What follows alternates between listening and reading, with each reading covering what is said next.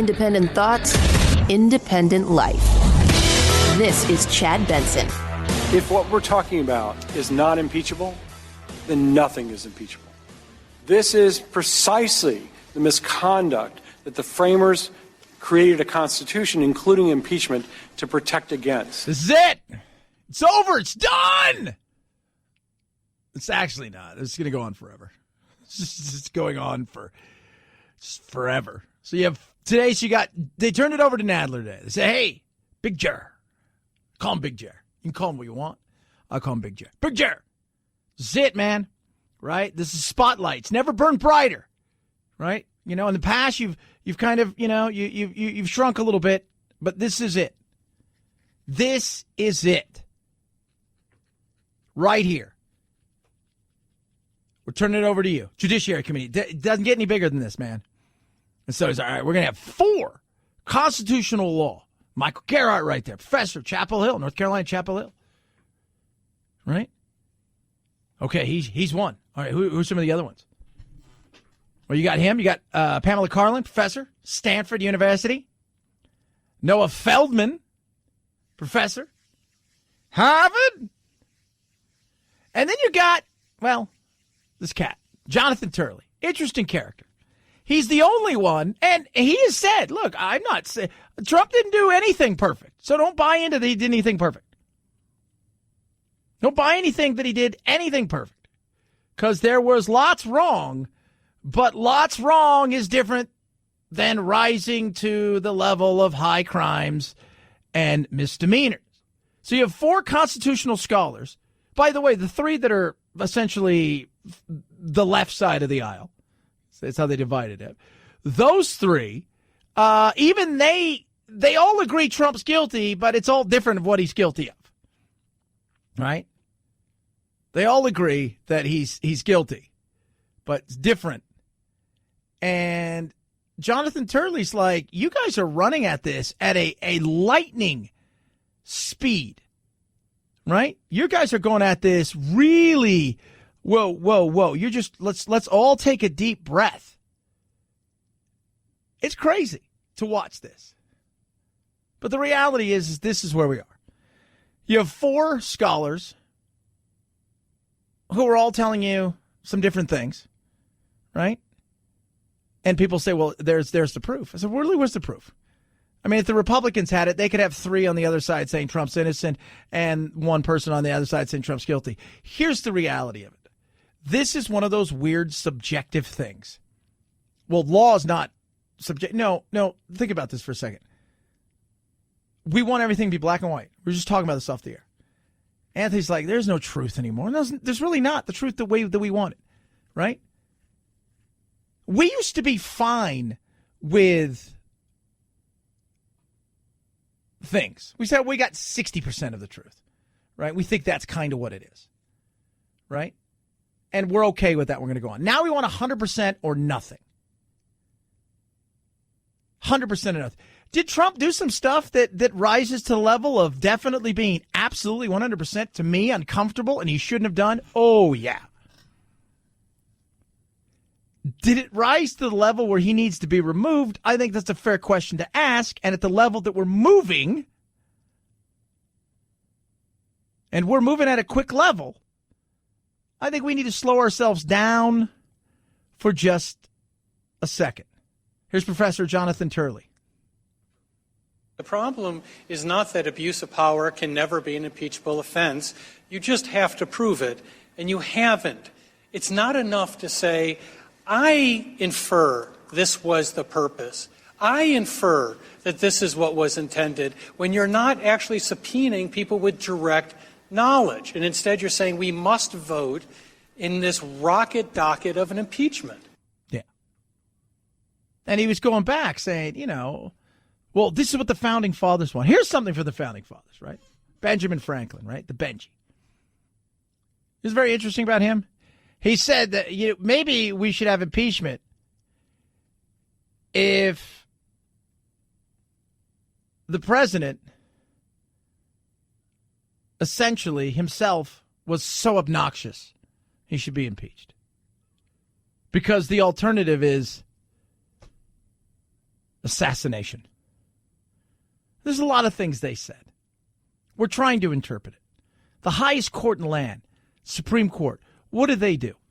They look at this amazing document. They study it for years. They work through it. They do all of these things. They get to the point where they rise to the highest court in the land. Yet it's not black and white. They interpret it completely different. It's the same thing with religion. It's the same thing with art. And that's what we have here. We're running at something here at 1,000 miles an hour, and partly because we're coming up to an election. And the last thing you want to do is ride this thing out all the way through an election. But we're also setting precedent. Is this the new norm? Is this what it's going to be now? Is this where we're going with these things? Is this going to be the new norm? Possibly. It's sad. But we're at the point now where this is what we have. We have a battle. And because of our tribalism, it isn't getting any better. And that's sad. That's very, very sad. Because we used to be able to, and because of who we are, right, anymore, because of our tribalism, we used to be able to compartmentalize. Like, I voted for Nixon, or I voted for Clinton, or whatever it was, but that's not who I am. That's the person I voted for. And if they did something wrong, well, that's on them. I'm not going to take it personal. Now, it's personal. And it's become more personal. And it's not going to get less personal. It's only going to get more personal. It's frustrating. I get it. But the divide is real. It isn't happening any other way from now on. As long as we have the opportunity to talk to ourselves 24/7, to yell at each other 24/7, to get online with somebody you've never met, you never will meet, and fight with them, it's nuts. It's nuts. It really is. And Jonathan Turley, he said something here that I think really is not political. This is about as truthful as you get. I get it. You're mad. The president's mad. My Republican friends are mad. My Democratic friends are mad. My wife is mad. My kids are mad. Even my dog seems mad. And Luna's a golden doodle, and they don't get mad. But that's the way I think a lot of us feel when we come to politics. That's why I say you got to detach yourself more and more every day from this stuff. Try to be make this as sterile as possible, right? This is where, this sounds horrible, but this is where like Bill Belichick, great football coach, it's just business. Right? If it's not right for the team, it's just business. If I have to let you go, it's just business. And I don't have to get attached. It's business. We need to be more and more like that. Find pleasure elsewhere. Find identity elsewhere. 323-538-2423. At Chad Benson Show is your Twitter. Hope you're doing well. It is Christmas time. It is National Cookie Day. I like cookies. So here's the top 10 cookies. Nilla wafers. Right? There's not a person who spent a day in preschool that doesn't know what a Nilla wafer is. And I'll be honest, when I see a Nilla wafer and it comes near me, and I do eat it, I'm like, I like those. Biscoff. Crumbly biscuits. Oh, yes. A lot of those. You're in the air. I don't know how those got on there. Famous Amos. I love Famous Amos. Great story, the whole thing. Tate's. Never had Tate's, but apparently they're gluten-free. That's number 7. Pillsbury ready-to-bake sugar cookies. Love sugar cookies. Amazing. I'm 100% behind this. Christmas times, incredible. Sugar cooking me up all day. Keebler Chips Deluxe Rainbows. I do not like. but I like Keebler's soft batch. But I'm not a fan of the rainbows. Pepperidge Farm Milano. That's the way I feel about those. Okay. Keebler fudge strips. Here's one. Now, if you guys have heard this, we were talking about, I've not had these with the Loft House ones, but I think they can get them at like Walmart and stuff like that. They have their own name on it. But the Loft House frosted sugar cookies are kind of big and soft and thick. Those are number 2, and it should come as no surprise what number 1 is. The Oreo, right? Like that wins the day, right? Oreo should win the day. I love me some Oreo too, by the way. I will eat an Oreo. I'm not going to lie to you. I will eat the hell out of an Oreo. 323-538-2423 at Chad Benson Show is your Twitter. Feel free to tweet at me. Love hearing from every single one of you. So much stuff we're going to cram in. Oh, yes. I'm excited. Christmas. So my son, Jack, he's 9. He asked me for Yeezys. Not me. He goes, hey, Dad. He goes, do you think Santa would bring me Yeezys? And I have to be honest with you. If you don't know what Yeezys are, they are Kanye West brand of shoes. And, you know, in this day and age, it's about the look, right? And I'm like, I got to be honest, dude. I don't know if Santa's up with fashion, right? He's like, well, I think I'd like to have some Yeezys. I'm like, Yeezys from Santa Claus. Is that where I was like, is there any way you can bring me Gucci? It's like, Santa's supposed to bring you like presents, like toys. Like, hey, it's a new football, or hey, it's a bike, or, you know, whatever, something like that. Like it's a video game. Yeezys? Yeah, I like some bling and some Yeezys. 323-538-2423 at Chad Benson Shows your Twitter. My Pillow. Love My Pillow. They're always doing great things. Christmas time is here. And you're saying to yourself, what could we get some people, right? You get your aunts and your uncles, your brothers, your sisters, your kids. How about this? So I got mine a few weeks ago. And I was like, this is amazing. We're just in love with them. They're towels. My Pillow towels. Extra soft. Super absorbent. Feel amazing. All kinds of colors and designs. 30 by 56, 16 by 30. So the hand towels and the giant, huge, extra soft. Made in the USA, 100% cotton. And it soaks it up. It's amazing. Great gifts. Great gifts. It's amazing. Now's the time. Grab them, right? Best U.S. cotton. No fillers, no cheap softeners. Limited time introductory offer. Perfect gift this holiday season. Let's go to MyPillow.com. Click on the new radio listener special and get 30% off these amazing towels. Enter promo code Benson. That's MyPillow.com. New radio listener special. Promo code Benson, or call 800-983-4975. Use that promo code Benson. Chad Benson Show.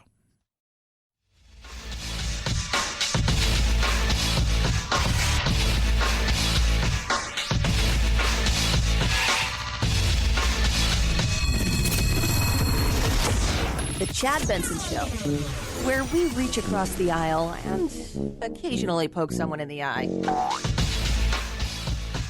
This is Jim Ryan. It's becoming increasingly difficult to find a TV that doesn't have at least some smart capabilities. With voice and gesture control, the new Samsung Smart TV is designed. But tech specialists in law enforcement and the private sector warn that internet connectivity could give cyber criminals a new pathway into your home. Best advice, don't use the factory default password and keep the software updated on your new smart TV and the router that it's connected to. Yeah, it's creepy, right? They're spying on you. So you're watching TV and your TV's watching you. You're like, this is uncomfortable. That's kind of like, that's where we are. And who's watching you, right? That's the other thing. Like who is, and I don't know who's worse. Do you want the government watching you, or at this point in time, do you want any of these social media giants watching you? Which one's worse? But that's the craziness of our technology. And, you know, joke about 1984 and all that stuff. But remember, in so many ways, we've opted into this. We've opted into it. Opted totally into all of this stuff. Did we know what it was going to be? No. I don't think we thought that far ahead. In saying that, it still is creepy. 323-538-2423 at Chad Benson Show is your Twitter. You can tweet at us. It's going on and on and on and on. Here's some fun. This whole impeachment stuff. This is Matt Gaetz and one of the professors, Pamela from Stanford, battling it out, I guess, because that's pretty much what it's all about. Remember, it's just as important for the person who asked the question and how they ask it, and whether or not somebody else on the other side answers it. You may not see this from, like the ivory towers of your law school, but it makes actual people in this country feel like, excuse me, you don't get to interrupt me on this time. Now, let me also suggest that when you invoke the president's son's name here, when you try to make a little joke out of referencing Barron Trump, that does not lend credibility to your argument. It makes you look mean. It makes you look like you're attacking someone's family, the minor child of the president of the United States. So let's see if we can get into the facts. To all of the witnesses, if you have personal knowledge of a single material fact in the Schiff report, please raise your hand. Matt Gaetz. Interesting. Yeah, she took a little trying to be funny, Some people think they're, trying to be funny. And there's no doubt which way all these people lean. You get it. And she at, Feldman and Pamela Carlin there, she had more than a few run-ins today. She was loaded for bear. Again, they all are brilliant and smart. They're all accomplished. They're all people who live, breathe, understand, eat, and teach all of these things. They also have their biases. And they have their beliefs. And they've made up their mind based on all the things that we've heard. And yes, they've read a lot more than we have for a lot of these things. But the reality is it's not like they're that much deeper into it, other than paying attention to it. As far as reading the reports, and it's theater. And today was an art house movie. Chad Benson Show.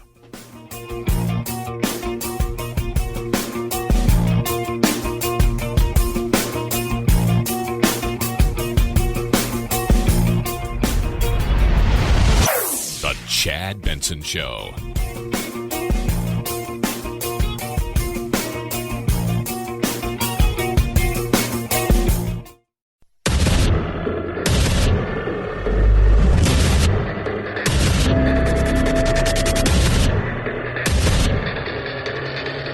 Independent thoughts, independent life. This is Chad Benson. A campaign that started with so much promise brought to an abrupt end even before the first vote was cast. I'm not a billionaire. I can't fund my own campaign. Senator Kamala Harris, who sought to be the first black female president of the United States, calling the decision one of the hardest of her life. Yep, she dropped out yesterday. And there's a question that's out there, which is, what is she going to do with the money? Because there's still money left behind. So what do they do with that money, right? There's a lot of different things they can do with that money. Yeah, and you would think that what we could do. You could do a lot of different things, and some of it is so bizarre, right? You can pay people that worked for you. You can give them some of the money, right? You can take some of the money that's left over, put it towards your other campaign.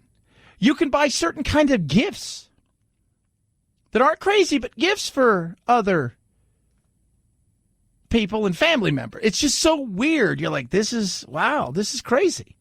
Yeah, there's some of the wackiness that goes on in the world of politics. We're sitting here today talking about this stuff, right? Like Trump, and did he do this? And it's all for the gain. You're handing money over to people, and what exactly happens to, it? Where does it go? What can you do with it? Well, you can do all kinds of things. And she had some serious issues, along the way that wasn't just the money, and money, again, will keep you around a lot longer. It doesn't guarantee you anything. Trump didn't win because he was a billionaire. Trump win because he just wandered in there and started stomping around. Right? Just because you have $1 billion doesn't mean anything. Let's be completely honest. Bloomberg probably isn't going to win. He's got a lot more money than Trump. Tom Steyer's got about the same amount of money as Trump. Probably not going to win. So here's some of the stuff. So this is what you had. She raised $37 million by the end of September. She had $10.5 million cash on hand, according to her most recent FEC filing. So she's got cash, but she doesn't have a lot of cash. That money goes fast. You burn through that stuff fast. So they say sometimes people give it back. Rarely. Right? She can donate it to charity, move it to a state or local party committee, transfer it to a future campaign, use it for moving expenses, pay campaign staff, or purchase gifts of nominal value to those who aren't a member of their family. So wait. So if she wanted to buy me a gift, what's a nominal value? That's crazy. I don't think she's going to do anything crazy with it. It's just weird, right? Like, you should say, well, you didn't, can we have my money back? Can we get a refund? Sometimes they do give it back, they say, but obviously it's difficult and there's lots of problems and people writing stuff off. And, a lot of times when you give money, that kind of stuff, you're pretty much like, that's gone. So I can buy, so producer Phil and Anthony, part of my family. So if I ran and I had $2 million left, I could buy you something nominal. I don't know what nominal is, but this is crazy, right? Because Duncan Hunter pled guilty because he took $250,000 from the kitty. Could I also buy you guys, like, let's say I buy you guys each a Rolex. I mean, that's nominal for them, right? So I get you a Rolex, but could I each give you guys parting gifts of like $150,000? A little sketchy at times, right? You got to do a lot. It's just there's a lot of hands in the till, a lot of weird stuff like that. But she's gone. Booker's upset. And so today I'm a little angry, I have to say, that we started with one of the most diverse fields in our history, giving people pride. And it's a damn shame now that the only African-American woman in this race who has been speaking to issues that need to be brought up is now no longer in it. And we're spiraling towards a debate stage that potentially could have 6 people with no diversity whatsoever. So the only reason she should have stayed is because she was a black woman? That's the only reason she should have stayed? Look, I'm all for diversity when diversity is organic and real, not forced. There was a lot, just like with Hillary, right? It wasn't sexism, right? Maybe for a few people it might have been. But a lot of it was, the last name was Clinton, right? And I will say this, I'll dare to say this. I think she benefited more in 2016 because she's a woman. And she even went out and said, you should vote for me because I am a woman. I mean, that's the stuff that's insane. But people are always looking for excuses. She had a lot of issues. She did. It started coming apart, and then it started leaking out. Over the weekend, signs the campaign was unraveling. The New York Times obtaining a resignation letter from a Harris aide who said, I no longer have confidence in our campaign or its leadership. Yeah, that's not good. But just because, you still have Castro. He's still there, I think. You've got Cory Booker. You have, and then you've got the usual suspects that are, Tom Steyer and stuff, White. He can't help it. Like, you want him to help it? I mean, I don't know what you're looking for, right? You have Amy Klobuchar, the woman. I mean, it's, again, I wish people would hit back and say, well, what are you looking for? Should she have stayed in, even regardless, because she wasn't resonating with people? She had a horrible message that was all over the place. She just wasn't very good at this. She wasn't. And by the sounds of it, her staff wasn't thrilled by her either. And once you start to lose and you have no money, people will jump ship, especially if you're not treating her very well. 323-538-2423 at Chad Benson Show. Twitter. Feel free to tweet at me. We need good stories. I like good stories. Makes me smile this time of year. This is a great story about a Secret Santa. An unexpected gift when this family needed it most. It's $50,000 for home projects. $50,000 was given to Brad and Erica from a Secret Santa to help pay for their new home in Idaho. It's been a struggle, especially given Brad's health. When I was 14, I got cancer. And in March, they amputated his leg. Merry Christmas, everybody. I'm Nate Eaton with EastIdahoNews.com. For the past few years, Nate Eaton and the East Idaho News team have been the face of the mysterious Secret Santa. Yeah, it's so cool. I think it's awesome, right? We need that. So, struggling, big time, all this stuff. They're handing out cash. They're doing stuff like that. We need more stories like this. And here's the thing. We talk about the crazy politics. We dress ourselves up and stuff. We're all humans. We're all in this thing together. Nobody's getting out alive, right? We're so busy fighting with one another that we're missing all of the other stuff that we could be doing. And this amazing world that we live in. Hello. They go door to door surprising families in their part of the country. It's an early Christmas gift that you can open right now. And this year, the Secret Santa is handing out $500,000. Oh my gosh. So that's $2,000 to the grocery store. And our next recipient actually works here. Secret Santa has a $10,000 check for her, so... Oh my goodness. A mom of 3 needed a boost after her husband unexpectedly passed away at 42. That's for you. No, it's not. Yeah, you and your kids. Merry Christmas. Oh my gosh. Like that, you sit there and you're like, that makes you smile because that's a real thing. There's a real, like, they're doing good things. And it's little things. Could be a buck on the street to somebody, right? Could be donating. Could be all, just could be holding the door. We talked about yesterday with the whole thing when it comes to just the giving, Tuesday and all this stuff. And it's just, people struggle.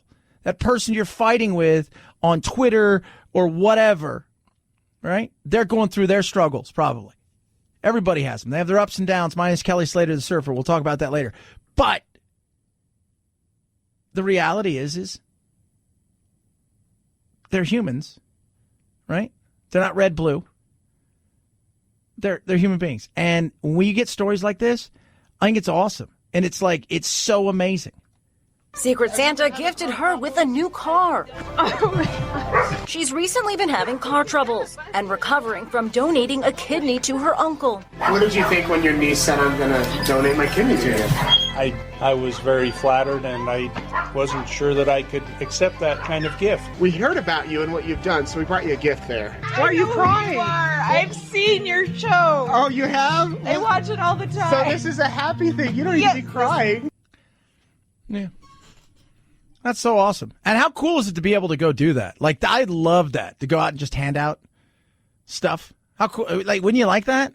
Like, hey, what's going on? Boom, here's this. Hey, there's this. This is great. Hey, you needed a car? We got you a car. Little things. We need more of those. 323-538-2423. At Chad Benson Show is your Twitter. Feel free to tweet at us. I'm going to play this, all right? This is KPRC. Dominique Sachs. She's the news anchor. Producer Phil, I want you to listen to this, and you tell me what's wrong with this. She said this on air. Texans not only defeating the Patriots, but they led the game for all 4 innings with a final score of 28-22. They led the game for all 4 innings. What was wrong with that? They didn't have a jump shot. That's right. The football, they don't play innings. And people are getting all over, she set back sports 50 years for women. Shish. First of all, Monday Night Football, Booger McFarland makes a mistake like that. It seems to be on a weekly basis. When you talk for a living, you make a mistake. Secondly, she probably doesn't follow sports.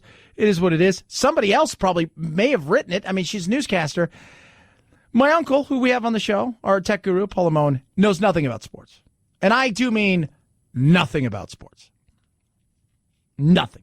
Michael Jordan came up today. He'd go, oh, my God, I saw you in that movie Space Jam. Wouldn't know why he was in Space Jam.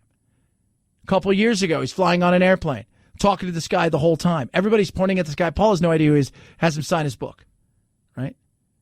No idea who this guy is. He says, hey, people are taking pictures and saying, could you sign my book? Sure, sure. It's Terry Bradshaw. So he tells me the other day, hey, Chad, I'm working on a bunch of stuff. So I said, okay, cool. I said, what are you doing? I said, I'm working on stuff for the NFL. I said, oh, cool. I said, well, what are you working on? He goes, right now I'm doing something for the team in San Francisco. I said, what team? He's all, the Giants.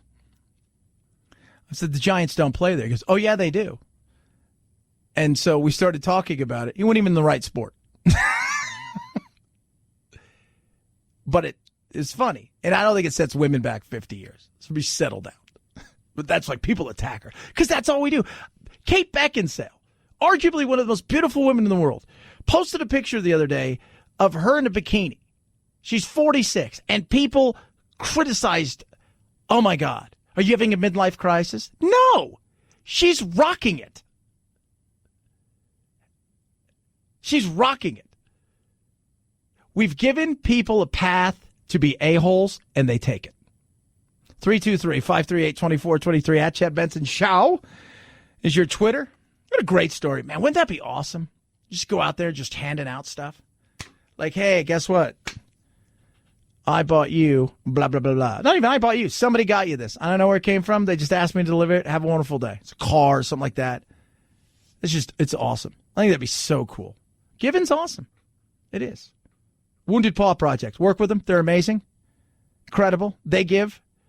They give to the men and women who serve us, who fight for us, who are coming home this holiday season and been home for a while, who are struggling with PTSD, with physical wounds, and our amazing first responders and their families. And they also give back in ways that you don't see, and it comes in the form of an animal. They rescue animals that would otherwise be euthanized. They take them from shelter dogs, turn them into service dogs, and it is absolutely incredible what they do. It's not easy or cheap, and they need your help. And it's simple. You can get involved. Donating is very easy. The proceeds are used to protect, advocate, transform shelter dogs to service dogs for veterans, first responders, and family. It's a great way for a tax deduction. Maybe you look around and say, you know what, I do have an extra car. I'd love to donate. I have a truck. I don't use it. An RV maybe sitting there, and it's just taking up space. Maybe even a boat. Let's be real. You buy a boat, you get excited, you go around once or twice, you're like, okay, now what? They'll take it. Great tax-deductible gift. And the proceeds are going to change lives. They also take cash as well. Check them out for yourself. WoundedPawProject.org, WoundedPawProject.org, or call 844-678-4PAW, 844-678-4729. Chad Benson Show.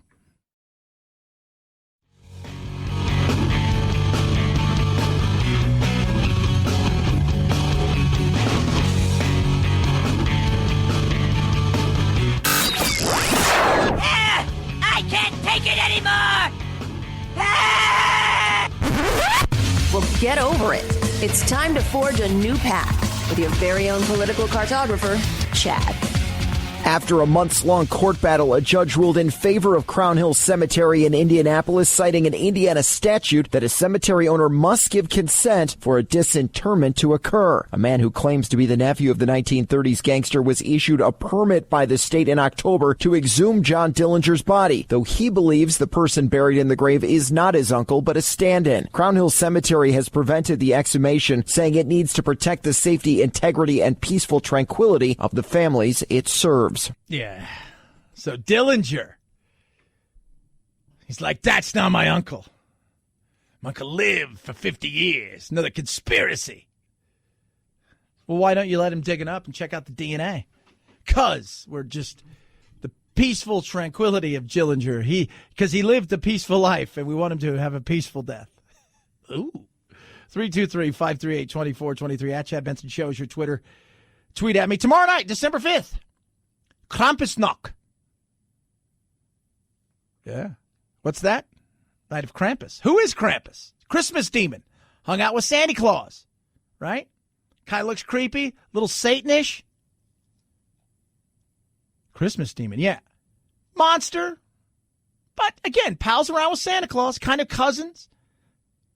There's some other people that pal around with Santa. Right? There's Schwarz Pete or Black Pete in Holland. And Nach Rupert in Germany. But Krampus is very interesting because Krampus is one of those things where, you've ever seen Krampus? He is, he's not to be trifled with. Giant, looks a bit like Satan, huge horns, one foot is a hoof, the other's a regular foot, goes around. Bad little girls. Like, Europe, Santa Claus, no, you're not getting a lump of coal. He's going to drag you out, right? He's going to drag you out, maybe take you to the woods. Kids, you better pay attention. A lot of places like Austria, they keep Krampus up all year because screw shelf on elf. There's Krampus in a cupboard. It's very interesting. But tomorrow night is the night. And if you survive tomorrow night, right, so you get through tomorrow night as a child, then you should be excited because the next day is Nicholasdag or St. Nicholas Day or Sinterklaas. And this is the day when you get all your presents and stuff. It's very interesting. But Krampus is out there. So when you tell the kids, screw the shelf on the elf, there's Krampus in the cupboard. And if you think a lump of coal's bad, you ever see the movie Seven? 323-538-2423 at Chad Benson Show is your Twitter. I don't think Chad likes Santa. I love Santa. I don't know if he's going to bring my son Yeezys, but I love me some Santa. Chad Benson Show.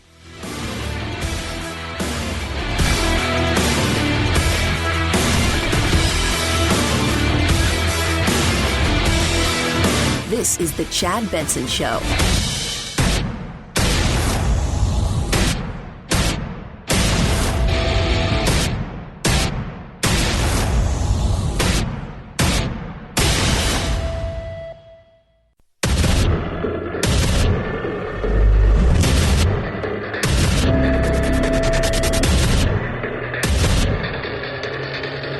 Independent thoughts, independent life. This is Chad Benson. This is not an impeachment. This is just a simple railroad job. And today's is a waste of time because this is where we're at. So I close today with this. It didn't start with Mueller. It didn't start with a phone call. You know where this started? Where? It started with Tears in Brooklyn. Oh. In November 2016. That's a good name for an album, right? High Crimes and Misdemeanor, their debut album, Tears in Brooklyn. Who's with me? That's Doug Collins, ranking member on the Judiciary Committee. Like second in charge. He's underneath the NAD. So we had that today. We had like that thing going on. So you had, and it's so funny to watch it. You just flip back between Fox and CNN and just to watch the excitement. Like CNN's like, oh my God, they had 3 scholars. Oh my God. 3 scholars that were constitutional scholars that say he's guilty. They're super excited. Oh, face. And you're like, really? And then you had one guy's like, can we slow down a little bit? We feel like we're going a little bit fast here. And that was Jonathan Turley from George Washington University, professor of law. Does that timing bother you from a historical perspective, not only in the past, but moving forward as well? Yeah, fast and narrow is not a good recipe for impeachment. That's the case with Johnson. Narrow was the case with Clinton. They tend not to survive. They tend to collapse in front of the Senate. Impeachments are like buildings. There's a ratio between your foundation and your height. Yeah. Nadler brought 4 people up. 3 of them professors, Stanford, Harvard, North Carolina, Chapel Hill, all of them not fans of Trump. And they brought one person up that was center-right-ish because he didn't say Trump was innocent. But he wasn't like they were just frothing at the mouth because you could tell he's angry. But that's what you expect.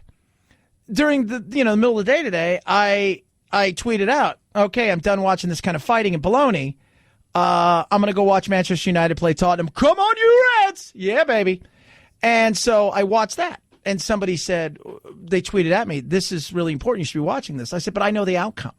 If I knew the score between Manchester United and Tottenham, I wouldn't watch the game because I know the outcome. I know the outcome here. Here were 4 people that were there to give their opinion based on the Constitution as they see it. Right?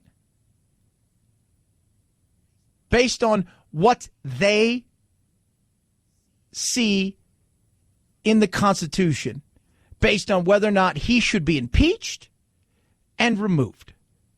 They were 4 people giving their opinion. They weren't 4 people that had firsthand knowledge. They weren't 4 people that talked to the president, met the president, dealt with any of these things. They weren't any of those things. They were there to give opinion.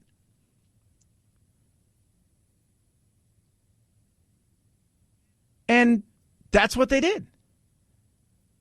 And some of it was the morning session was very interesting if you're like me. I like the wonky stuff, right? There was a lot of history, talking about why we even have this. Where do we get these things from? Oh, we got it from here. Why we borrowed some of the stuff from the British Parliament. Why do we do that? Well, we wanted to be able to take some of the stuff because they had some good ideas. And the Roman, we take it, we put it all together. We take the best of what they have and we throw out the stuff that doesn't work. Obviously, they had a king. We didn't want to have a king. They still had impeachment and they still had removal, right? But they didn't have it for the king. We don't have a king. So it wanted to be for everybody. But it wasn't for, I don't really like this guy. And that's a lot of what people are sitting around saying, well, it's just kind of what it felt like.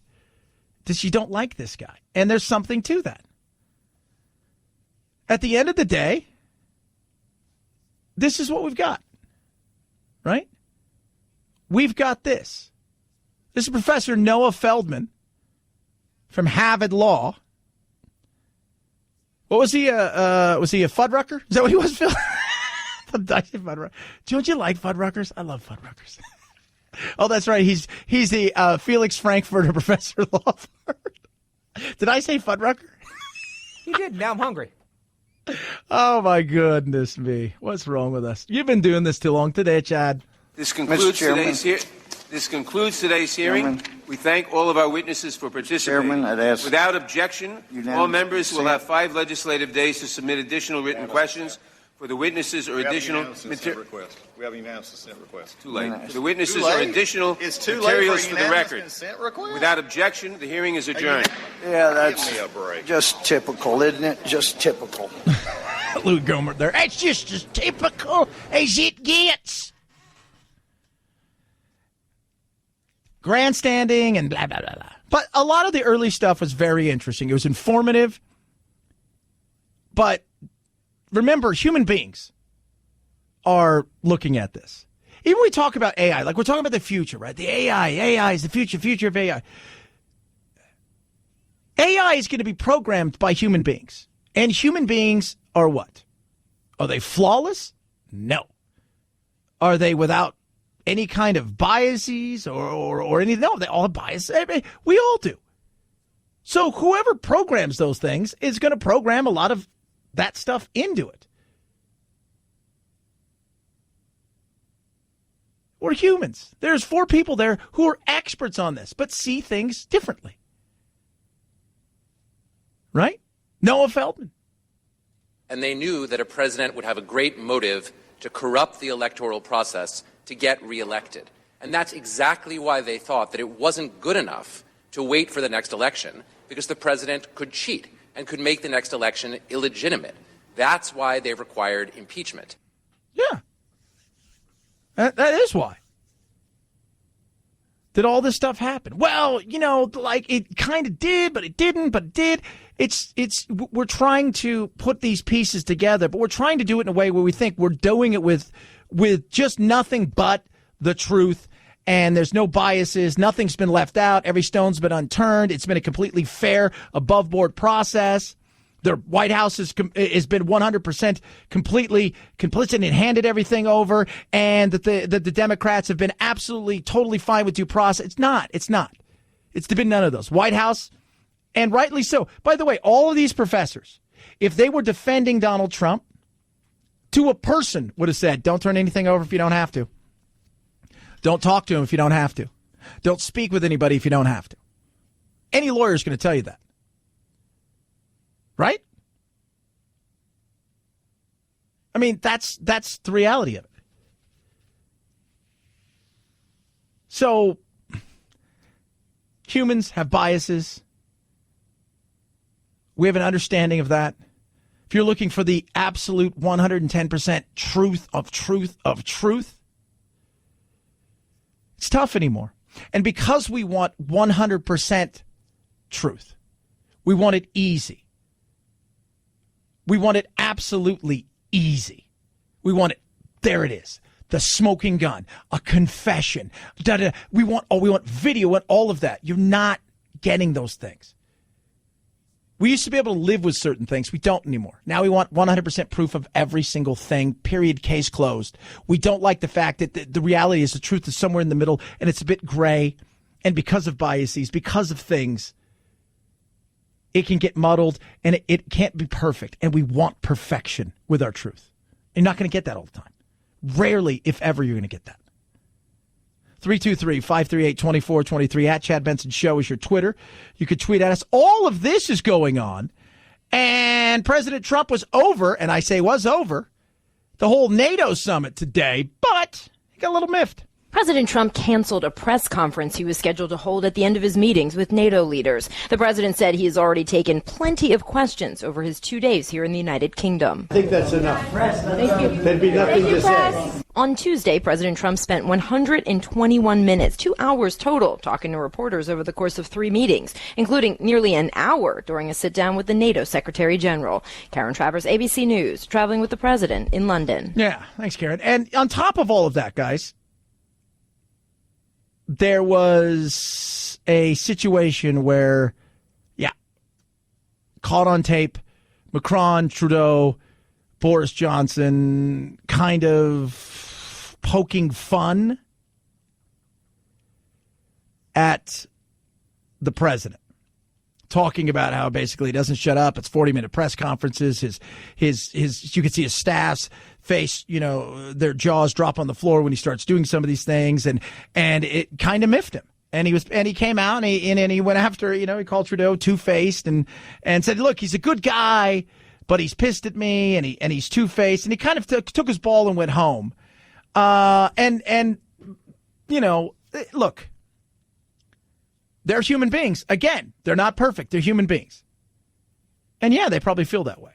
You got hot mics everywhere. You should know that. Macron came out and said, first of all, we felt like we were violated. That mic should not have been on. Those things shouldn't have been, what they said was that should have been private, those kind of things. But he's our president, right? You don't have to like our president, but he still represents us. And in saying that, you should want him to be, or her, to be absolutely treated well. And the sad thing is we don't want that. I go back several years. Hugo Chavez, awful human being. I'll say it right now. I look at your country, I look what you left it as. But your people elected you, so let them do whatever. He came here to our country. He stood at the UN and he tore apart George Bush. Talk about he's the devil and the sulfur, and I can smell it, and all of these things. This is a Democrat, Charles Rangel. A little bit pissed about that. They can do politically what they see fit to do, but you don't come into my country, you don't come into my congressional district, and you don't condemn my president. If there's any criticism of President Bush, it should be restricted to Americans, whether they voted for him or not. And I just want to make it abundantly clear to Hugo Chavez or any other president, don't come to the United States and think, because we have problems with our president, that any foreigner can come to our country and not think that Americans do not feel offended when you offend our chief of state. Yeah. And I've, on more than a few occasions, I've went after people who attacked Obama and our First Lady, Michelle Obama, because whether or not I agree with their politics, that's still my president. And I still want them to be treated with the utmost respect, as I know we would in so many ways, others. And we fight, and we do that. Case in point, Ilhan Omar. Not a fan of her politics, right? But you got a Republican congressional candidate running for office, talking about hanging her and other Democrats in a fundraiser email, and the Tampa Bay Times reported on it last week. That is vile and sick. George Buck is his name, and at first he said, I didn't see it, my campaign manager. Then he stood by it. He said we should hang these traitors where they stand. I'm sorry. You're a clown. While I may not agree with her politics, at some point in time, stop being an asshat. That's no respect. And what are you playing to? Who are you playing to? 323-538-2423 at Chad Benson Show is your Twitter. Feel free to tweet at us. AMAC, Association of Mature American Citizens. They're out there fighting. All of this stuff's going on. You know what they're doing? They're going out there and talking to all these politicians saying, look, you guys can talk about this all you want. What are you going to do to make sure Social Security is going to be solvent? Medicare is going to be solvent? That you guys are going to actually do something on immigration. What are you guys doing as we head into this election? What are you doing? Because you need to be doing something. Fastest growing over 50 organization in the country. Amazing benefits, retail, restaurant, hotel discounts, discounts on things like movie tickets. I mean, they'll help you with your Medicare. They can do so many things for you. The benefits are amazing. The cause is amazing. Now's the time to join. It is free. Free. Go to amac.us/chat or call 888-355-1617. That's 888-355-1617. It's 1 year. It's free. It's on me. amac.us/chat. amac.us/Chad. 1 year free on me, Chad Benson Show.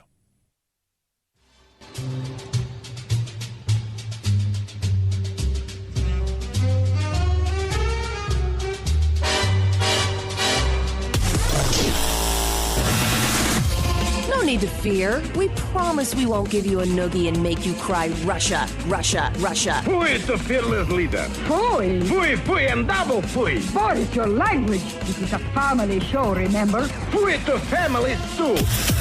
Nostrovia. This is Chad Benson. 5, 4, 3, 2, 1, 0. Ignition. Liftoff. Now it's time to find out what's trending. What's trending? Yeah, what does that mean? I mean something, right? Like it's trending on the old internet. What's trending?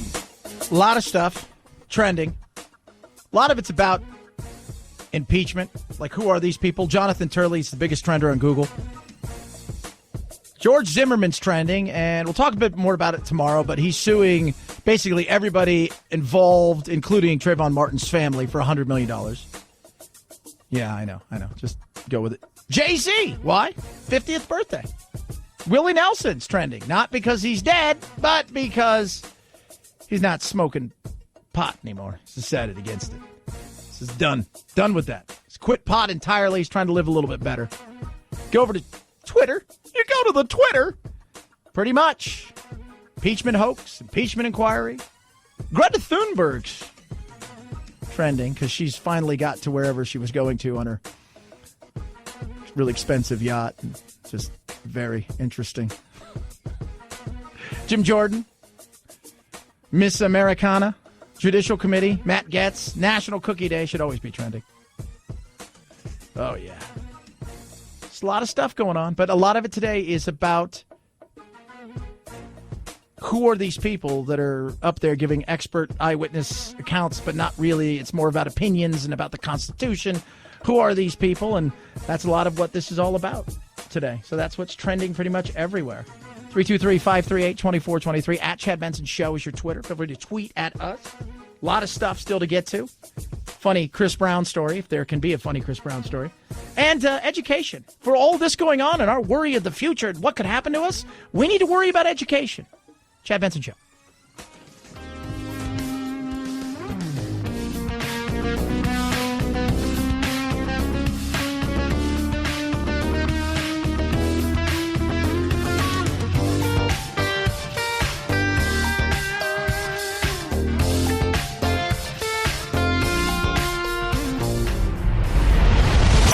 The Chad Benson Show.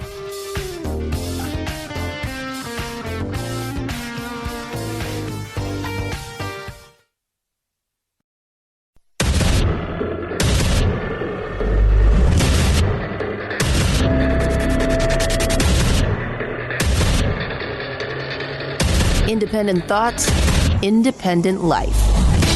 This is Chad Benson. Mr. Collins, I would like to say to you, sir, that I read transcripts of every one of the witnesses who appeared in the live hearing because I would not speak about these things without reviewing the facts. So I'm insulted by the suggestion that as a law professor I don't care about those facts. Ooh. She don't take no. Professor Pamela Karlan, who is one of the professors that is speaking today and giving not eyewitness testimony, but just their testimony of all of this. Impeachment, Ukraine, all of these things. The president, did he abuse his power? Did he put us at risk? Is it bribery? Is it all of these things? So you have three of them who are, and here's the thing. All of them have written about it. They've all talked about it. You knew exactly what you were getting. And then there's one person on the side of the president, it looks like, and his name is Professor Jonathan Turley, who is, he's like the only one who's like, let's slow down.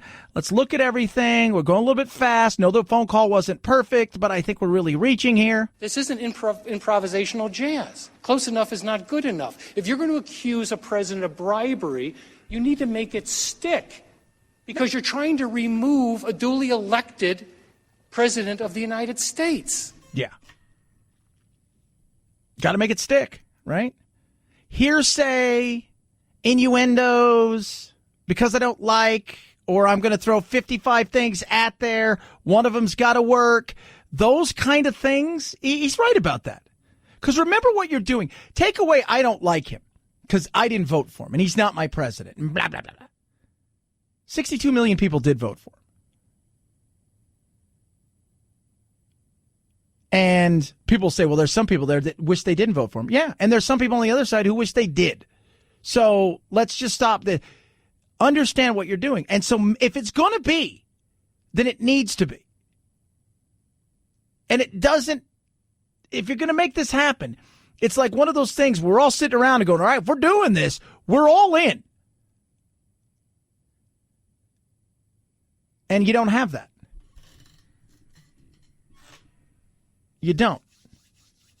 You have a lot of what you feel like are smoking guns, right? Oh, I got this. But then you go over there, it's like, not really a gun, and there's no body. But I know that doesn't work. That doesn't work. And because we live in the here and now, and the rush to judgment we are and this is in every way, shape, or form. In society today, we want it quick and fast. We're going to judge first. We'll hear facts later. We're going to hand out the sentence even before the facts, and we'll go from there. Measure once, cut a bunch, right? Measure twice, cut once. 323-538-2423 at Chad Benson Show is your Twitter. You could tweet at us. Why all of this is going on, right? So we've got all of these things going on here. A study's out about education. And we're struggling. We're worried about the future. We're talking climate. We're talking all these things. Trust me, right? Greta, you can take time off because your education system seems way better than our education system. Every 3 years, 15-year-olds in nearly 80 countries take an international student assessment.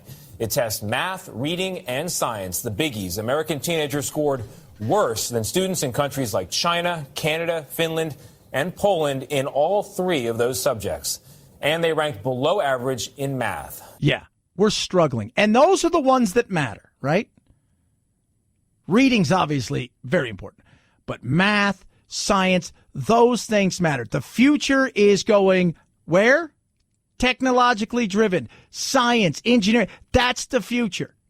And we're falling way behind. And it is becoming very evident it ain't working. This is a troubling report. Not only are American students doing poorly relative to their peers overseas, but the gap between the high-end students and the low-end students seems to be widening. Yes, we see both things. We see that we have been utterly flat over the last 2 decades in terms of achievement for our students. And yes, as you describe, The kids who are performing really well are continuing to perform well, and the kids who are performing at the low end are actually getting lower. They're losing ground. And those ones at the low end are the ones that, in theory, should be helped and held up by public education, right? They should. And what this report tells us is that really what we're doing isn't working, that we've poured billions of dollars into reforms in recent years. Yeah. We're not seeing it move the needle. No, we're not. And we're throwing money after dollar after dollar after dollar. You know, you hear Bernie come out, we spend more money than anywhere else, da-da-da-da-da. We never talk about what we spend comparatively. Right? And depending on where you are, it's differing. States, right? Luxembourg, you get paid a great amount of money. Really expensive to live there. Really, really expensive. But you look around and you think to yourself, wait a minute, Iceland, like 99% of people in Iceland are literate. That's huge. 39,000, that's their average. Top scale, by the way, in that. We're falling behind Poland, Italy, and all. We've got teachers that make $100,000 in California. We got teachers that make $100,000 in New York and Chicago. The average teacher there is doing well. Are they killing it? No. But they're revered in other countries. I understand that. But we're falling behind. And there's a lot of reasons, not just teaching, it's parenting, a lot of other things to go into that. Plus, when you look at a lot of these countries, what are they? Singular society. Diversity is very limited. It is. I know that's, around me, my littles used to go, I will tell you this, you go there and there's a lot of different language. Teachers are dealing with sometimes 4, 5, 6, 8, 10 languages and it's tough and kids don't know English and there's a lot of things that go into it. But we are falling behind. The report also shows us what countries that are having more success are doing. And they're doing things like having longer school days, longer school years. In some of the countries ahead of us, they pay the teachers a huge amount. Yeah. Teaching is a highly respected profession in those countries. They draw people with tremendous amounts of education into the field as a function of that. Yeah. So we can see what's happening. Yeah. And the average teacher, right, starts out making $40,000. Right? And going all the way to the upper echelon on average, about $70,000. Different, obviously different states, right? I mean, Arizona, it's not very good. Reality is they struggle. They're not paying well.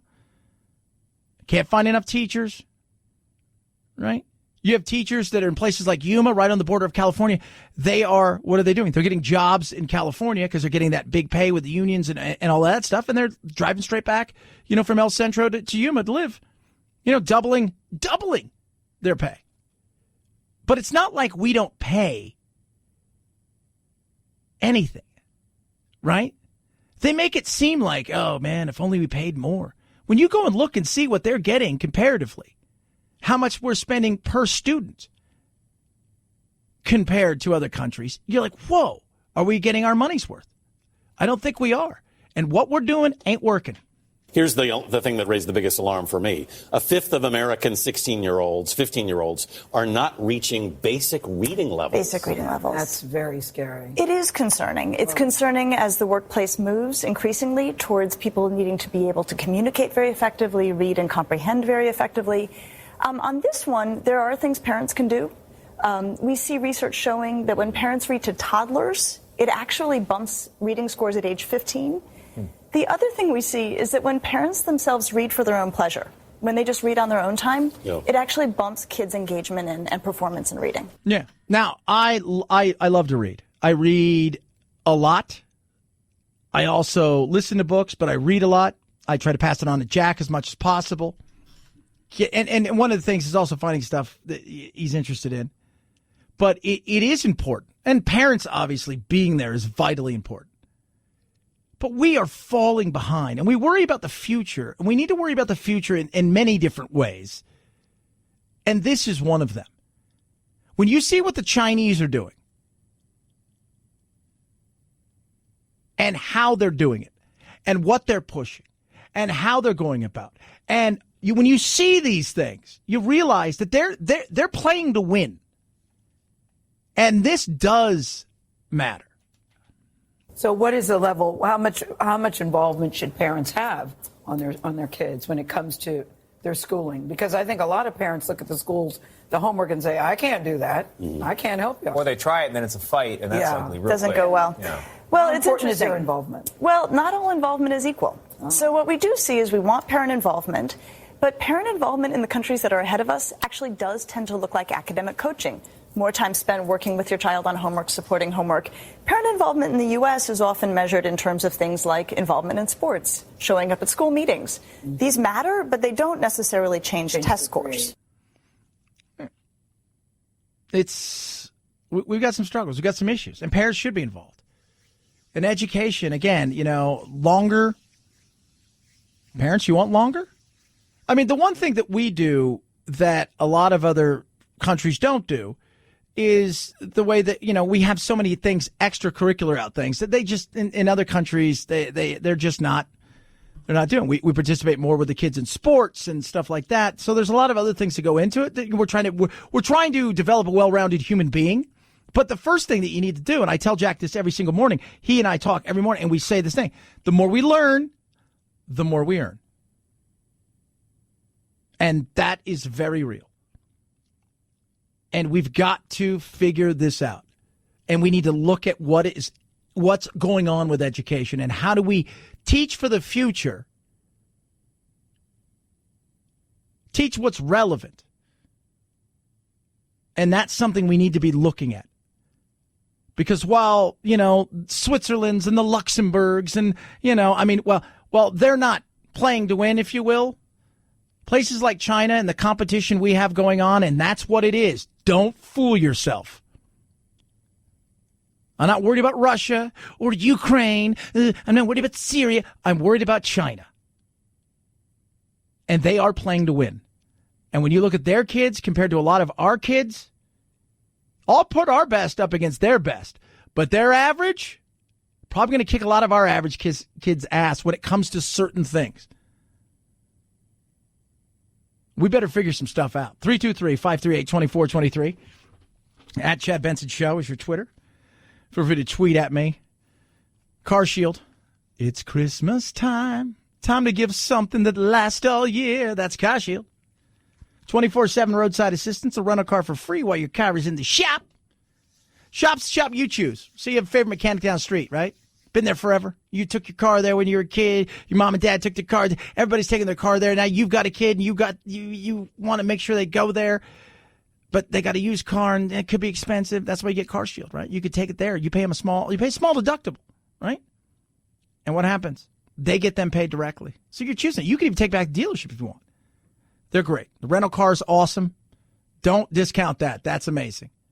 And it doesn't matter what kind of car you have, right? You got a car that's got all the gadgets and electronics and all that stuff. Or if you just want the basic kind of coverage, they got a coverage for you when it comes to protection plans. So what are you waiting for? Check them out today. They've served over 1 million customers. They're ready to help you. Call CarShield, 800-CAR-6000. Mention code Benson, saves you 10%. 800-CAR-6000. Tell them what you need. Use that code Benson, save you 10%. Or go to carshield.com. Carshield.com. Code Benson saves you 10%. Chad Benson Show.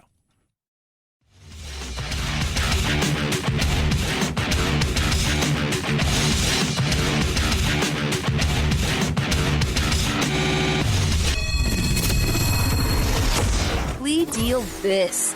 Mueller, arrest me. Chad will trade you 2 perjury charges for 1 collusion and throw in a reduced charge of obstruction for free. Yeah, I'd do that. For just listening to The Chad Benson Show. The problem was Chris Brown had a pet monkey named Fiji, which he showed on Instagram, but he didn't have a permit. Under a new deal, Brown will avoid jail time. He was charged last year with misdemeanor counts of possessing the monkey without a permit. Under terms of the deal, Brown has to enter a 6-month formal diversion program, and he has to agree he will not possess any other illegal animals. He also has to pay $35,000 for care of the monkey, which is now at a primate retreat. Oh, it's at a retreat. That's nice. It's at a spa. It's relaxing. You're Chris Brown. First of all, there you go. That therein lies So much that. Like the whole, let's unpack this. You're Chris Brown. You got all these other issues. But you are Chris Brown. So you do have access to have people help you if you want a monkey or something. You can probably go about doing that, right? It's just the insanity. Again, they live in a non-real world, and that's, we talk about politicians, but what do you mean? Yeah, it's not hard if you have access, and he has access, and now it costs you $35,000 for your pet monkey. What were you thinking? 323-538-2423 at Chad Benson Show is your Twitter. Oh yeah, you weren't thinking. You weren't thinking at all because you just know. Impeachment still going on. Hearings from here till forever. Imagine that you were pulled over for speeding. Okay, this is Pamela, Stanford professor. It's Carlin giving you a snapshot of something here. Right, she's going to break something down for you. Imagine that you were pulled over for speeding by a police officer, and the officer comes up to the window and says, "You were speeding, but if you give me $20, I'll drop the ticket." And you look in your wallet and you say to the officer, "I don't have the $20." And the officer says, "Okay, well, just go ahead. Have a nice day." The officer would still be guilty of soliciting a bribe there, even though he ultimately let you off without your paying. Soliciting itself is the impeachable offense. What if I say he did that and there was no, we've got the camera, but then he's laughing, saying, "I'm just joking." What then? Well, it's still, my assumption it was real. Well, but I'm just saying, what if that was, I said I was joking. And everybody else, you told several other people, and they said, "Oh my God, you got to go tell everybody this." And you go do it, and he said, "I was kidding." And everybody's like, "I know the guy was just kidding." What then? So your word versus my word, hearsay. If you're going to do this and you're going to remove somebody who was elected, whether you thought it was right or wrong or he cheated or whatever it is, but 62 million people voted for him. And if you're going to do it, you got to make sure it sticks. 323-538-2423 at Chad Benson Show is your Twitter. Tweet at me. Debating with my son right now. He's like, "Dad, do you think Santa will bring me Yeezys?" I'm like, I don't know if Santa, I don't know if he's like fashion conscious Santa and aware and hip, but you're 9 and you don't need Yeezys. Those are shoes for those of you who are on the hip. Chad Benson Show.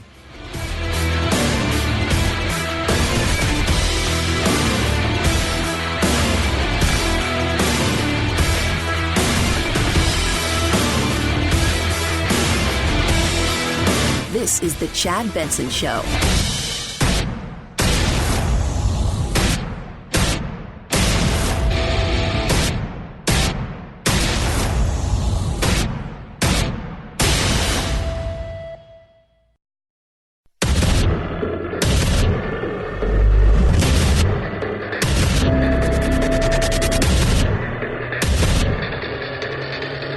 Independent thoughts, independent life.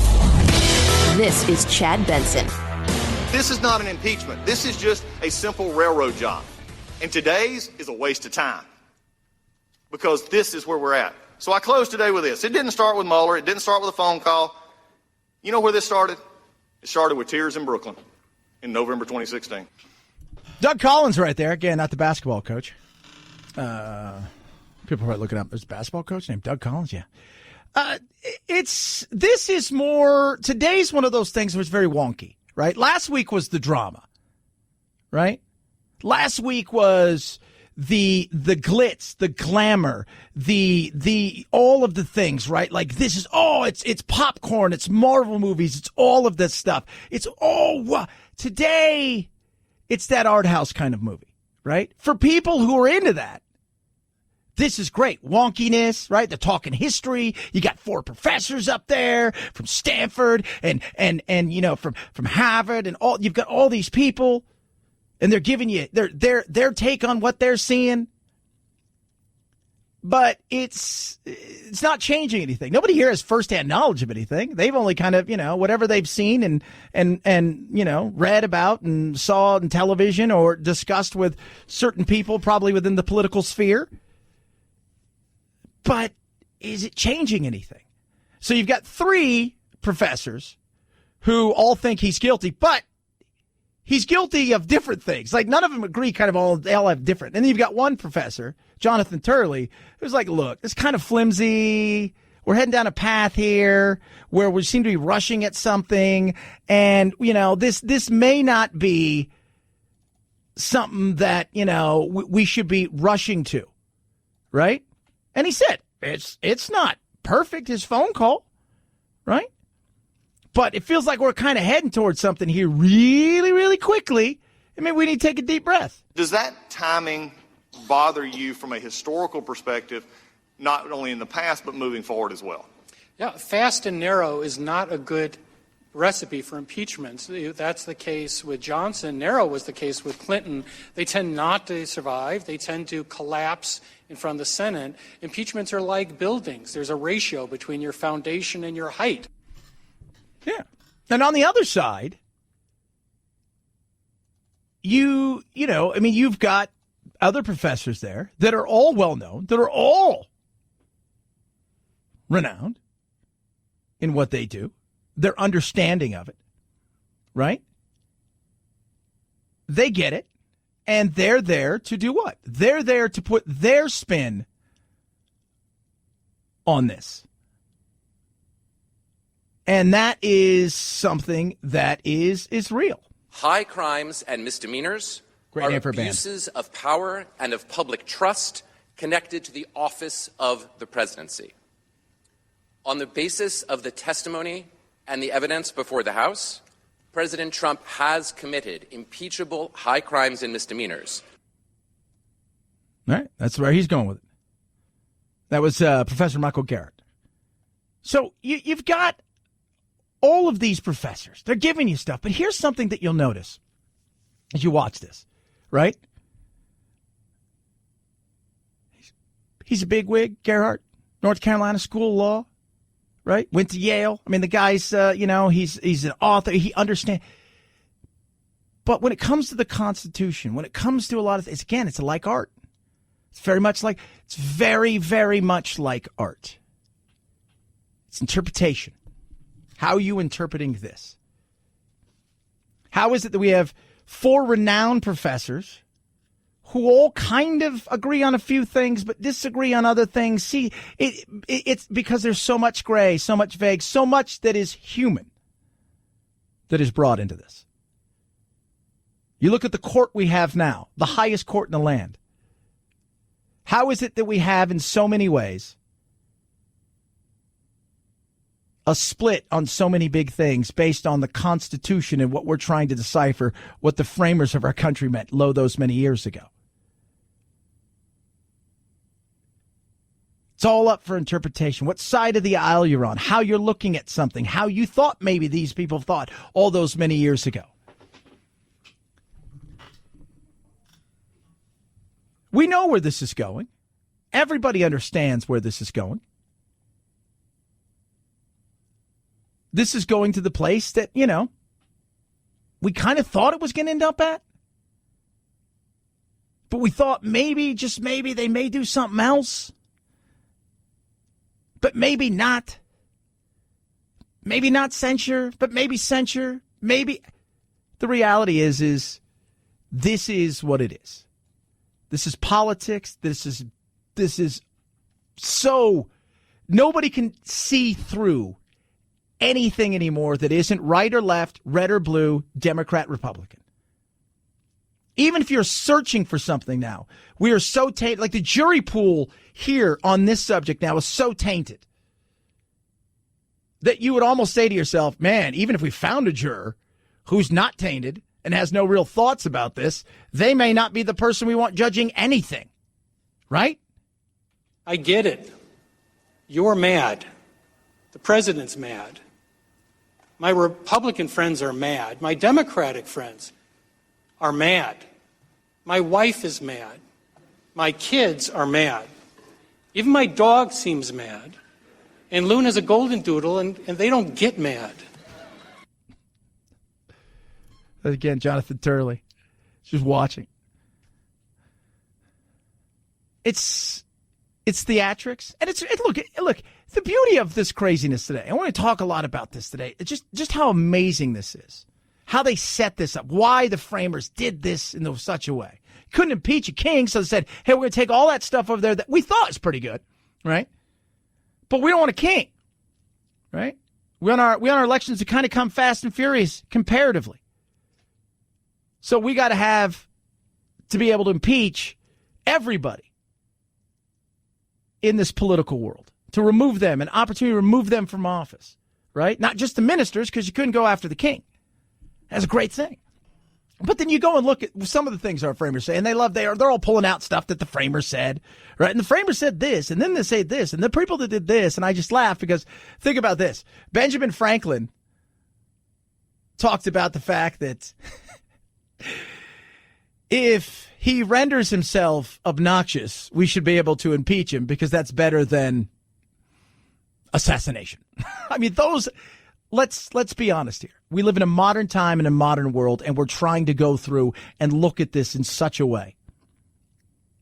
But because of the politics, because of our biases, and everybody's got them, and it doesn't matter if it's this, right, or whatever you have a bias in life towards, right? You're a guy, tall women, short women, this, whatever. The reality is we all have them, right? And the politics now is so heated and so tribal, and it's so gnarly. It's just tough. It's tough to get by it. People say, well, he needs to go. Well, yeah, but I can find you somebody who's going to tell you this is ridiculous. Well, these people are lawyers, are constitutional lawyers. Well, so are these people, right? Yeah, but these people are right. Again, that whole thing where we think we're being reasonable and everybody else is not being reasonable. That's where we are. It ain't getting any better anytime soon. It's going to play itself out. It's going to play itself out in the coming weeks and months. But at the end of the day, this is what we've got. He'll be found not guilty. And we'll still have an election. And the beauty of our country is we do have checks and balances. We absolutely need checks and balances. That's why when I talk about a one-party system, there's a reason we need a two-party system. Because we need to check the other party. And that includes this president or any other president past or future. We need that. Do we always need the theatrics? No, but we're America. We like theatrics. We do things big. We're a bigger go-home people. But nothing's coming out of this that's changing. The one thing that people can do today is watch what the professors are saying because, quite frankly, at least for me, who kind of likes the wonky stuff, it's far more interesting than a lot of the other stuff. 323-538-2423 at Chad Benson Show is your Twitter. Feel free to tweet at me. Trump got mad, took his ball, went home, was at NATO. Oh, you guys didn't hear. So Macron and Boris Johnson and, you had Trudeau there. And apparently they kind of, were making fun of Trump, right? They're kind of making fun of Trump a little bit. Like, why were you late? Well, I'll tell you why I was late. This guy is a 40-minute press conference. Ha! And Trudeau's like, yeah, I was listening, talking to him, and, he's just likes to talk in, 40 minutes, and stuff he says, his people's jaws were dropping, and so what did he do today? He canceled all of his stuff and said, that's it, I'm out, I'm leaving.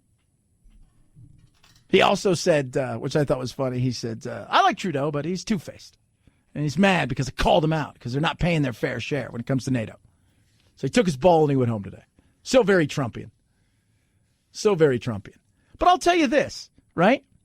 We should want to defend our president, whether you like him or not. And I go back a ways in this one. This is totally retro.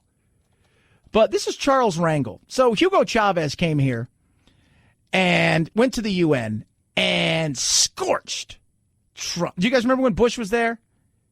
Right? You guys remember when Bush was there? And he gets up there and Hugo Chavez is like, I smell sulfur because he's the devil and da-da-da-da-da. And remember this. This is why when our president leaves the country and goes places, we do need to realize that whether you like him or not, he's still our president, and we still should want to protect our president because our president represents us, even if you don't like that president. But this is Rangel after Hugo Chavez gets up and goes after President Bush. They can do politically what they see fit to do, but you don't come into my country, you don't come into my congressional district, and you don't condemn my president. If there's any criticism of President Bush, it should be restricted to Americans, whether they voted for him or not. And I just want to make it abundantly clear to Hugo Chavez or any other president, don't come to the United States and think because we have problems with our president, that any foreigner can come to our country and not think that Americans do not feel offended when you offend our chief of state. Boom. We need more of that. We can disagree. We're still in this together. 323-538-2423 at Chad Benson Show is your Twitter. Feel free to tweet at me your love, your hate. It's all good. God, I got a great story about something I watched last night that I think you guys are going to go. I urge you to see it just to say to yourself how amazing our world is we live in. We'll talk about that. And talk about Krampus today. Krampus, you know who Krampus is. I'm going to break him down for you from top to bottom. And he's interesting for sure. 323-538-2423 at Chad Benson Show is your Twitter. Yesterday was Giving Tuesday. Did you give? I know a lot of you did, and it was amazing. But shouldn't end there, especially this holiday season. Men and women come home who fought the battles, who served us for our freedoms and the things that we enjoy in our country and globally, as well as our first responders and their families. They need help sometimes. And sometimes that help that they need comes in the form of our furry best friend, a dog. And that's why I work with Wounded Paw Project. They're amazing. They rescue dogs who would otherwise be euthanized, train them to be service dogs, and get them to our nation's heroes. And it is amazing the work that they're doing. Their motto is to save a paw is to save a life. And they're looking for your help right now. You can take action today. Great tax-deductible gift. You can turn your extra car, truck, RV, even a boat into a vehicle for change. You're going to be saving a paw to save a life. Check them out today. WoundedPawProject.org. WoundedPawProject.org. They also take cash as well. Or call 844-678-4PAW. 844-678-4729. It's the Chad Benson Show.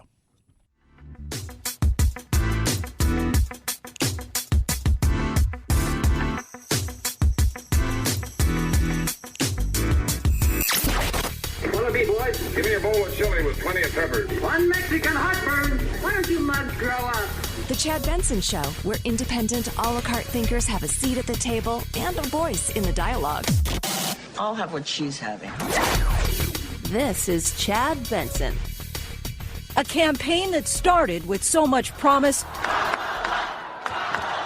brought to an abrupt end even before the first vote was cast. I'm not a billionaire. I can't fund my own campaign. Senator Kamala Harris, who sought to be the first black female president of the United States, calling the decision one of the hardest of her life. Yeah, I'm sure it was. And, you know, she's out. And let me tell you something. First of all, there's a lot to it. It's not sexism. It's not racism. She was a lot like a younger Hillary in the sense that it was a lot of it was awkward. It felt very. There was just something like you look at somebody, you know, Cory Booker, right? He's got a lot of charisma. He's got a lot of he feels like there's something to the humanizing of Cory Booker, right? In the sense that, you know, one of the things about Hillary is we all thought she was a robot, right? It's over and over again. Kamala felt very much like that. There was just something about. It was awkward. I said yesterday, it was like, you know, somebody, you know, where they give a handshake or a hug and it was awkwardness. Plus the other thing is I think she had struggles inside. And that was also something that she was dealing with. Over the weekend, signs the campaign was unraveling. The New York Times obtaining a resignation letter from a Harris aide who said, "I no longer have confidence in our campaign or its leadership." Yeah. And other things, including how people were treated. There's a lot of stuff that went into, I think, the unraveling of this. And people are willing to stick around if you're winning. And they have confidence that you can lead them. They'll take a lot of crap, right? But if you can't lead them and you're not winning, the crap, guess what? It ends. 323-538-2423 at Chad Benson Show is your Twitter. They're still going at it. Constitutional law professors talking and stuff. It's crazy. Who are they? What are they talking about? What do they see that other people don't see? What's the other side see that the other side doesn't see? Talk a little bit about that. Peloton losing market share and money because of an ad? Chad Benson Show.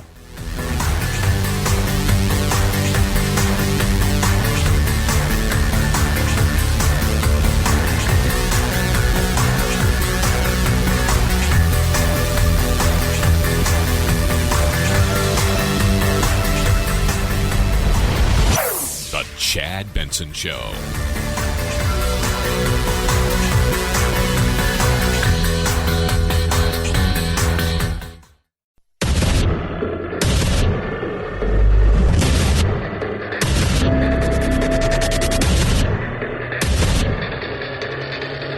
Independent thoughts, independent life. This is Chad Benson. The framers were not prophets, but they were very smart people with a very sophisticated understanding of human incentives. And they understood that a president would be motivated naturally to try to use the tremendous power of office to gain personal advantage, to keep himself in office, to corrupt the electoral process, and potentially to subvert the national interest. That is Professor Noah Feldman. He is an author, and get ready for this, guys. This is the greatest thing. He's a Felix Frankfurter Professor of Law at Harvard. Frankfurter. I like the Frankfurter. It's pretty cool. I like the Heat Miser as well. Remember the Heat Miser? It's kind of badass. But he thinks that Trump is guilty, essentially as charged. And on the other side, you have Professor Jonathan Turley. If you impeach a president, if you make a high crime and misdemeanor out of going to the courts, it is an abuse of power. It's your abuse of power. Yeah. And he's a legal scholar, writer, and he's a professor at George Washington University. There's 4 of them there today. And, again, they are giving their interpretation of what they've seen and read, not what they've experienced, as far as they're not eyewitnesses. They're there to give expertise on what they thought the framers of the Constitution and the Constitution itself when it comes to impeachment and removal, emoluments clause, abuse of power, obstruction, blah, blah, blah. We can go on and on and on and on about it. So you're going to get 2 sides interpreting something different, giving you different answers. Depending on where you, like, if you're a staunch Trump hater, right? Michael Gerhardt, Noah Feldman, Pamela Karlan from Stanford. These are all the people that you're all about, right? They're talking about it. This is what it's all about. They got it going on. If you're a Trump supporter, Professor Jonathan Turley. He's delivering the goods that you want to hear. Well, why isn't 2 versus 2? Because they get to set the rules. They brought 3. It would be probably the same way. Trust me, they'd have loved to bring 4 that all have a disdain for Trump, but they thought that's a reach, even for us. So here we are. And again, it's going to end the same place it began, in the sense that it ends with him not being guilty in the Senate. And nothing has changed except we went through a process. that potentially is going to have an adverse effect to the Democrats more so than the Republicans at this point in time. Because people keep saying, well, the Republicans are going to pay for this down the road. I don't think they're going to pay for it the way that many people do. Because we're so tribal. If they went against Trump right now, and let's be real, this is his party. If they went against Trump, they would pay for it with their jobs. They would lose more. And eventually, they'd look up and find themselves far away from having power again and maybe never seeing power for decades and decades. I think they would say to you, well, I'll tell you what. If we did that, that'd be worse than whether or not we voted him out or because we thought it was the right thing to do because we were worried about it. How does this affect any of us? It doesn't. Go look at the polls, what people are talking about. With their, they meet their wife or husband for dinner or lunch, and they're talking about all kinds of things. The kids this, the kids that. They're going here, they're doing this, they're doing that. Hey, then they're talking about healthcare. Talking about education. They're talking about things that matter in the day-to-day world, because at the end of the day, we're still a nation of how does this affect me? 323-538-2423 at Chad Benson Show is your Twitter. You can tweet at me. Many of you have seen the ad. We've talked about it, but man, they're taking a beating right now. Peloton may be testing that whole there's no such thing as bad publicity idea. It all started with this ad. Okay, you ready? Yes. Now. A Peloton? A husband apparently surprising his wife with the gift of a stationary bike. First ride. I'm a little nervous, but excited. Let's do this. In the ad, she makes a video about all of her workouts. A year ago, I didn't realize how much this would change me. Thank you. So if you've not seen the ad, and I'm sure you've seen the ad, right, Phil? Many times. Yeah. She is pretty hot. Right, she's got the yoga pants on. She's a size 2, right? She's got a kind of a banging body, right? And I continue to tell everybody, I bet she's an anti-vaxxer. Feels like people who buy those feel very much anti-vaxxery. So, but everybody started making fun, like, okay, her husband gives her this, right? And then she rides it, but she's documenting her amazing world that she's living in, and it's the oh my God, this is the woman's plight from going from 116 pounds to 112 pounds in a year, and she documents it. Well, they're taking a beating. They're losing big time in the stock market right now. People are hammering this, and I know the thought process, right? We always ask, well, why don't they put regular people in this, right? Because you're going to go out and you can spend $2,500 on a bike or whatever it is. I think some of them you have to have subscriptions to, right? And if you've not seen them, I mean, you're getting a spin class, right? With this big computer screen in front of you, monitor, and you could ride around the world, and you can do all of these things. You can get spin classes in New York, LA, Chicago, wherever. And it sounds like it's a great thing, but the reality is the average person goes and buys one of these, and within 3 months there's dust all over it, and there's clothes hanging from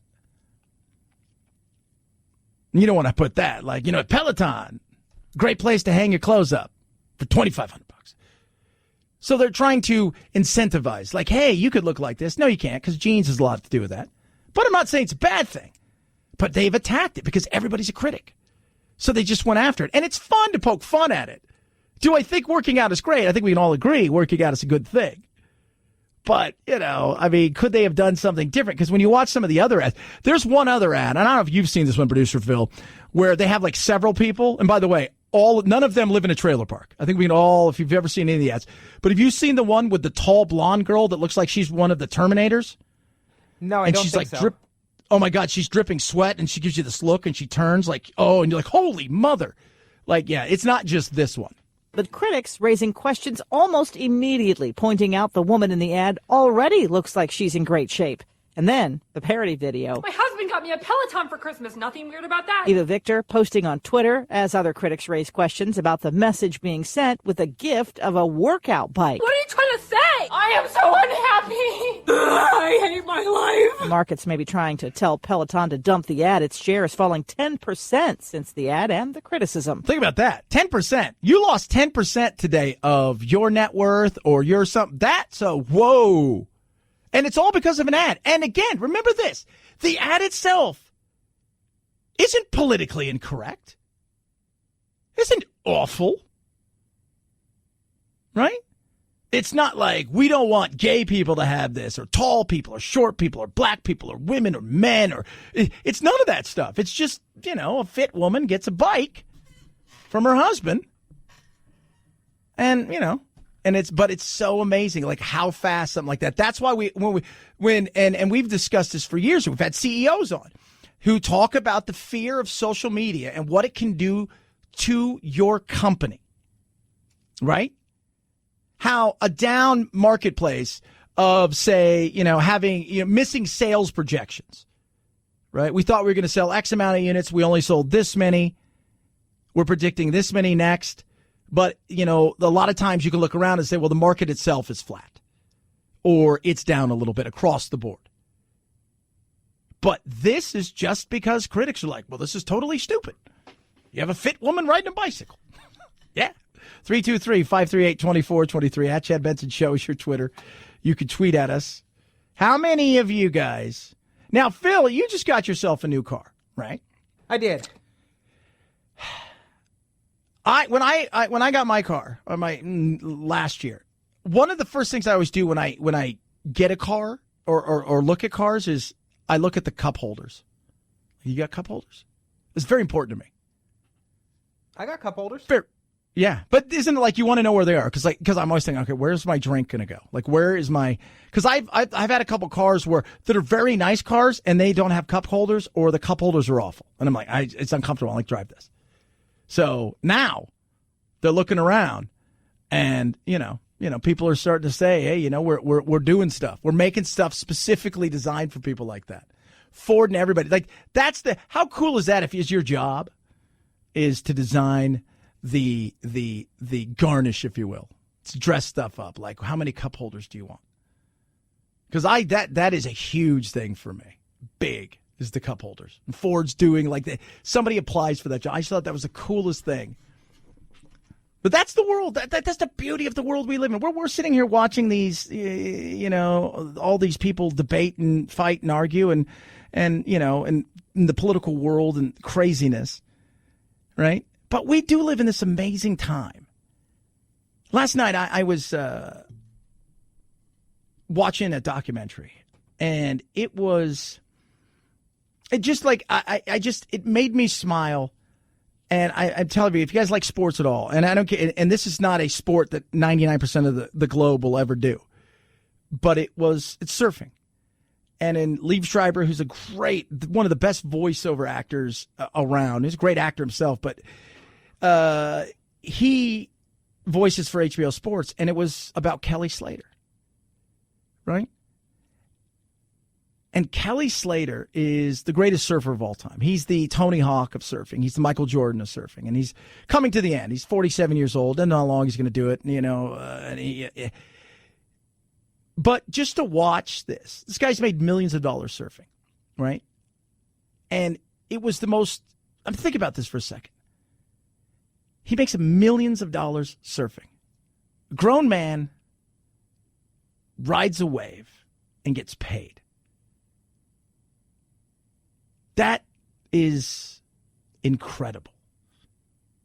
For all the craziness and the wackiness in the world and stuff, I just thought to myself, that right there is just the most, to me, it's just awesome.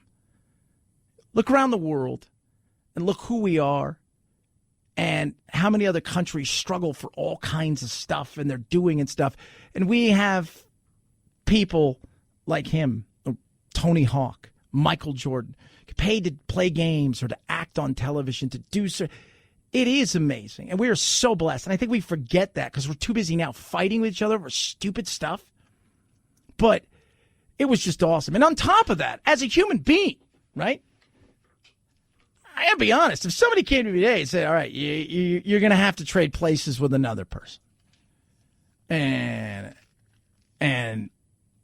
that you have sorry, there's just no way out. You have to do it. I'm like, this is the guy. Lives on the beach, on Hawaii, with his beautiful girlfriend and their dog.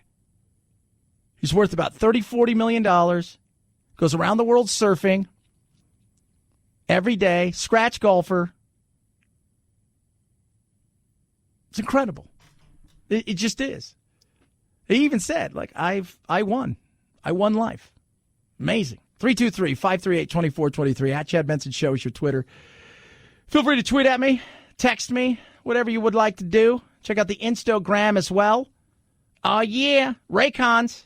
I see all these sales. Oh, I got big sales going on. Big sales, big sales, big sales. So I'm looking at all the big sales. And I'm, and like all the earbuds and the headphones and like what are the big things people are buying. And I'm like, man, Raycons blow all these things away. And they really do. It's just so incredible. These E25s are amazing, right? You put these things in your ears, right? They have 6 hours of listen time, seamless Bluetooth. It's just the most. I sit there and I'm like, the noise isolating fit, great for phone calls, but like I'll go out and play soccer and I'll get lost and I just don't really hear too much and just run around, do my thing. And it is absolutely incredible. And when I look at the prices for all these, hey, you got to get this. These prices are so cheap. You're like, they're not that cheap. I've had many of these headphones throughout the years and these earbuds that people are out there throwing with you. And like, you got to get this. They're not worth it. Ray J put this together in a way that was absolutely incredible. Truly amazing. And you're going to love them. Check it out. Get yours. Save yourself huge. 15%. It's that simple. 15%. On top of the fact that you're going to be paying about a third of all these other ones with no wires, no stems, totally wireless. Get yours now. BuyRaycon.com/Chad. BuyRaycon.com/Chad. BuyRaycon.com/Chad. Chad Benson Show.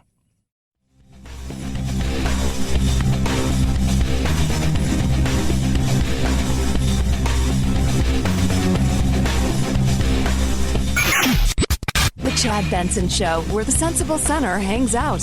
Hey, you! That doesn't mean you can put your feet up on the table. You're despicable. This is Chad Benson. If you are boxing it and sending it yourself, make sure there's no tape hanging off the box. Also, always a good idea to put a second copy of the address inside the box in case something gets damaged. That way, whoever is sending it off can look and they know where it goes. And if you are going to send it yourself, the final cutoff for FedEx is December 23rd, but you're going to pay those overnight shipping fees. That will be very, very expensive. Yep. Christmas time, holiday time, all the times that whatever, we got Hanukkah coming up. We got, it's all happening.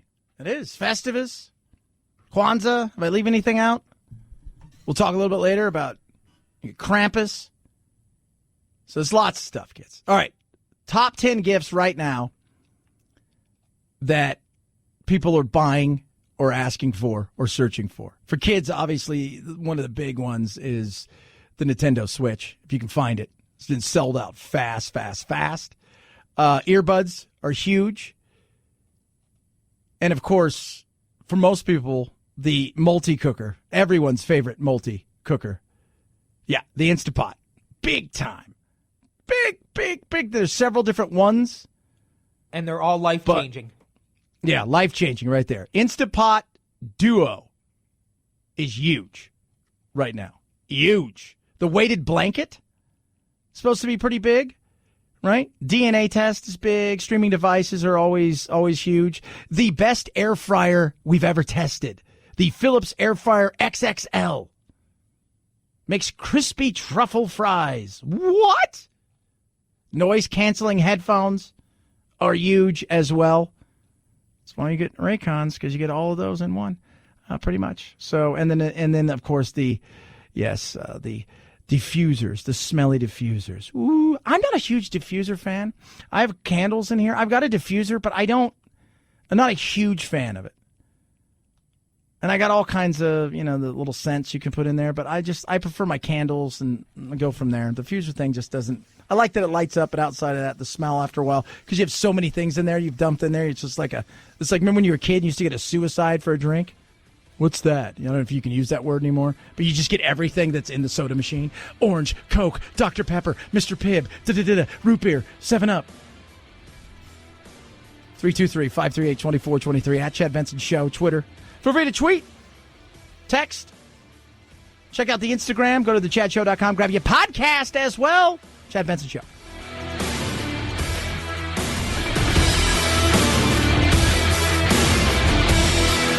This is the Chad Benson Show.